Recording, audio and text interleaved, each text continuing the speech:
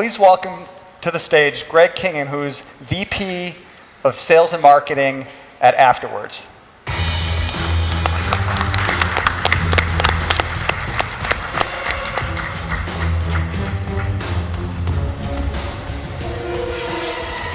Hello. You're on the thank clock. you, Sharks. Yep. Thank you for having me, and really excited to talk to you about a company called Afterwords. You probably have never heard of us before, but I hope over the next few minutes you'll have an opportunity to understand what makes us unique. The title of our presentation is Don't Ask Stupid Questions. Your mom probably taught you that there's no such thing as a stupid question. Well, when you see a gorilla suit guy jogging by, maybe there is a stupid question in there somewhere. But we believe that our tool allows us to not ask stupid questions when it comes to customer engagement.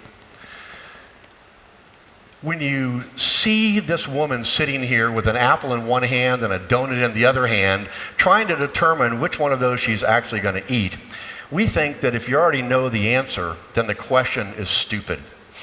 If you've taken an online survey recently or some sort of customer engagement, then you've probably been asked questions that you thought, why are they asking me these questions? These are things they should probably already know about the transaction.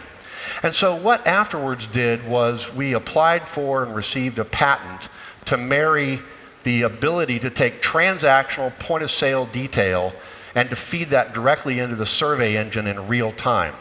So instead of asking questions like, where were you, what did you have, what did you buy, we ask questions like, how did you like the chicken fajitas? What did you like most about Diane as your server? The types of questions that provide specific feedback then to the hospitality or retail organization so that they can begin to really understand what their customers think. So that results in shorter surveys, less boring surveys, and certainly much better feedback, and allows us to dig really deep into the information that we'd really like to get to without asking 300 questions. We believe that actionable customer data makes you very, very powerful. Once we begin to really understand what our customers like about our brand and what they think about the interactions that they have with us, then putting that data into a system that provides dashboards and analytics, measures things like perception index, as well as a loyalty index, and feedback about the people, the process, and the place that you're encountering your guests with, then that becomes powerful. Because data that is actionable is powerful. And without that ability to act on what you've learned, then you're really just kind of doing nothing. If you remember the lifetime value of a customer, which is something that I certainly grew up with, then we believe that it's much easier to keep the customers that you already have than to go get customers that don't know anything about your brand. And yet, every day, people encounter these brands and have not necessarily great experiences. So in the system of Afterwords, there is a built-in guest recovery component that allows the survey to short circuit to an exit that creates a text message to somebody local to the survey to then react immediately. So it's very, very powerful in that respect. But most importantly, as we're talking about what does this do for value-added resellers, it makes your customers smarter and it puts money in your pocket. And it puts money in your pocket from a recurring revenue perspective, because Afterwords is software as a service that's hosted in Microsoft Azure. And as a result of that, that ongoing monthly revenue that gets generated to us also gets generated to the VAR. So thank you very much for the opportunity to present Afterwords to you today, and thank you for listening to my pitch. All right, thank you. So how do you get the information from the transaction to your... That's a great question. Right now, a number of different ways. We actually have a sister company that's been in business for 26 years. They have about 80 different point-of-sale integrations that we are taking advantage of. But we're also tied into the Epson Cloud, the OmniLink Merchant Services Cloud, which allows anyone that uses the Epson printers for us to gather that data real time from the Epson Cloud and to push that directly into the survey. So and that's product level information? That's what? Product level information for Sure, the printer. it's absolutely everything that's in the actual transaction. You know, what they bought, where they bought it, when they bought it, who sold it to them, so on and so forth. So it allows you to ask those targeted questions. How do you treat that data? Do you treat it as your data or the customer's data, or who's the owner of that? It's always the customer's data, Okay. right? It's never my data. It's always the customer's Do you data. do anything with the data yourself and other? Okay. Don't resell it. Don't give it to anybody. It's really there. You know, we're custodians of the data for the purposes of serving up, you know, the information into a survey engine.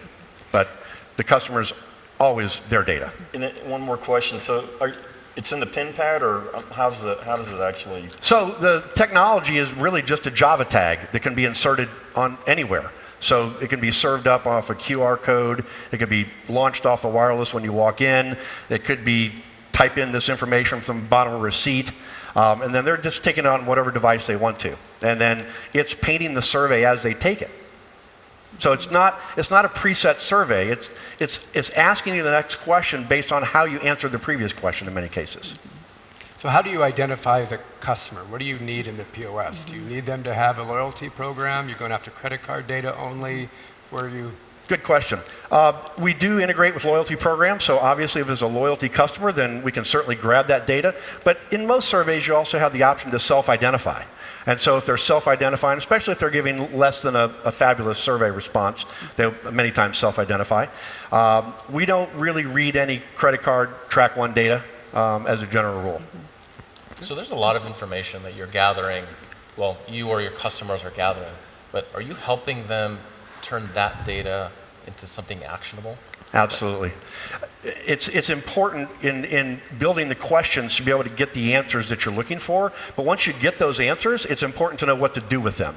And so the analytics dashboard really kind of shines a light on exactly what they should be focusing on. You know, here's Bob's Chicken, and you're getting really bad results with Bob's Chicken, and it's very evident in the survey results. So what should you do from a people, a product, and a place perspective to improve that perception of Bob's Chicken?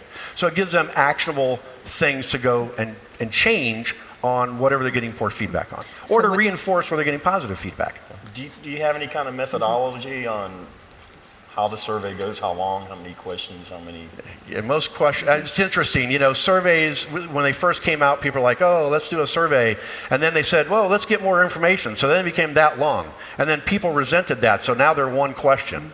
And so it's kind of all over the board. But I think a good survey is usually 4 or 5 questions, maybe, depending on how much feedback they want to give.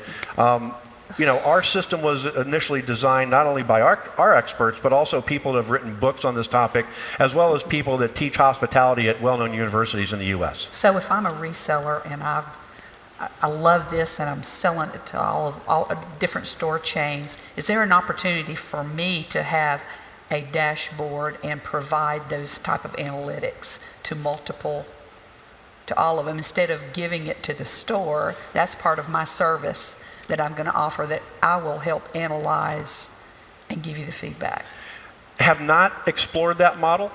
I don't know whether it would be something where we'd have to anonymize the data or not, but not currently, but something to think about. What about the relationship or doing survey from the online side and shopping through e-commerce versus in a store? Same thing.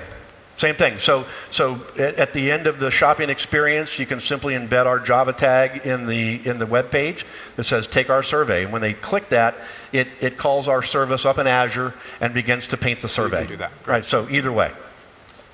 Are you indifferent to any of the retail markets or hospitality, or what? So, you know, traditionally we've worked in hospitality, but this is a product that goes really across every vertical that we can think of where there's client interaction. Where do you think the most effective place is to gather the survey information? Because I think you can pull it off websites, you can pull it off a payment, you can present the questions on a payment terminal, there's mobile apps. Like, where do you think the sweet spot is for actually engaging with that customer to get valid survey feedback? I've seen a lot, and I think I was intrigued by the survey at time of payment, but honestly at time of payment you just want to pay and get the heck out of there. So it's got to be one question, and what do you get out of one question, right? Maybe one key insight. I think that you know, printing it out on the bottom of the receipt, that's going to go in the pocket, the trash, whatever. I don't know what the fill out rate is on those, but it's got to be pretty low. I think engaging them on their mobile device at the time of the transaction is probably the most powerful way to engage them, so that they can take it as they go, as opposed to being stuck at a terminal somewhere filling something out. Do people ever get creeped out that they just did a transaction and next thing you know they have a message on their app talking about what they No ordered more for creeped dinner? out than you get when you're sitting at the airport and Facebook says, "Oh, I noticed you're at the Delta terminal." You know, I mean, we live in that digital age where everybody knows everything about what we're buying and where we are. So I've- when, one last- okay. so the dashboard, is that always in real time, or is it accumulated like over a day and then a refresh and gives you a snapshot? So it's both. It's real time, but then we're tracking that data across a broad period of time, because survey knowledge is typically viewed in a 3-day, 7-day, 28-day, certainly not year over year typically. It loses its value from an analytical perspective. All right, one last question. You got 10 seconds to answer. What's your price point for the retailer? Full price point for the product is $49.95 a month. Okay. And the reseller gets a nice cut of that. And they can do Okay. as many surveys as they want for Many as they want. No price, no extra price per survey. And in our experience, we think that that's a pretty good price depending on, based on what we've seen in the marketplace. Okay. Right? Out of time. Thank you so All much. right. Thank you. Thanks a lot.